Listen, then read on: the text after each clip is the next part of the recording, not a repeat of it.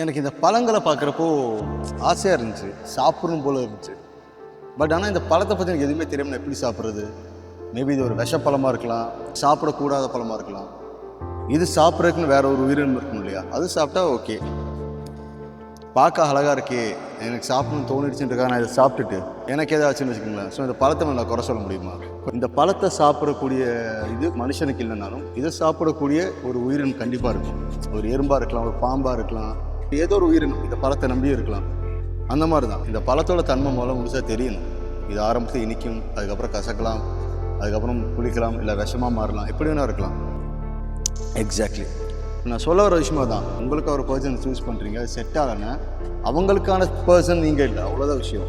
உங்களுக்கான பர்சன் அவங்க இல்லை, அவங்களுக்கான பர்சன் நீங்கள். ஒருத்தங்களை பற்றி முழுசாக தெரியாமல் நீங்கள் ஒரு விஷயத்தை முடிவெடுக்கவே கூடாது. நீங்கள் இந்த பழத்தை சாப்பிட முடியுன்றக்க இந்த பழம் கெட்டதுன்னு அர்த்தம் இல்லை. இந்த பழத்தை நம்பி உயிர் வாழ்கிற ஏதோ ஒரு ஜீவன் இருக்கும். அதே மாதிரி நீங்கள் நேசித்து யாரோ ஒருத்தவங்க போயிட்டாங்கன்னா அவங்க தப்பானவங்களோ இல்லை அவங்க கெட்டவங்களோ அப்படிலாம் இல்லை. அவங்களுக்கான ஒரு பர்சன் இருப்பாங்க, உங்களுக்கான ஒரு பர்சன் இருப்பாங்க. எப்பயும் நான் சொல்கிறது ஒன்லைன் தான், ஒருத்தவங்க பிடிக்கலையா ஜஸ்ட் அழகாக அவங்க தூக்கி ஓரம் கட்டி வச்சுட்டு உங்களுக்கு தேவையான தூக்கி போங்க. மறுபடியும் சொல்கிறேன், தப்பான பார்ட்னரை சூஸ் பண்ணது உன் தப்பு தான், அவங்க தப்புலாம் இல்லை. அவங்க மேலே 1% தப்பு இருக்குன்னா உன் மேலே 1000% தப்பு இருக்கும். ஏன்னா எல்லாத்துக்கும் காரணம் நீயாக தான் இருப்பேன். நீ ஒரு விரல் நீட்டி இவன் தான் தப்பு, இவன் மேலே தான் இப்போ தப்புன்னு சொன்னீங்கன்னா 3 விரல் ஒன்று தான் காட்டும். அதை எப்பயும் மைண்டில் வச்சுக்கோ. உங்கள் லைஃப்பில் நடக்கிற எல்லாத்துக்கும் காரணம் நீ மட்டும்தான் இருப்பே தவிர வேறு யாரும் இருக்க மாட்டாங்க. ஸோ நாங்கள் ஊசி இடம் கொடுக்காம நூல் போகாதுங்க.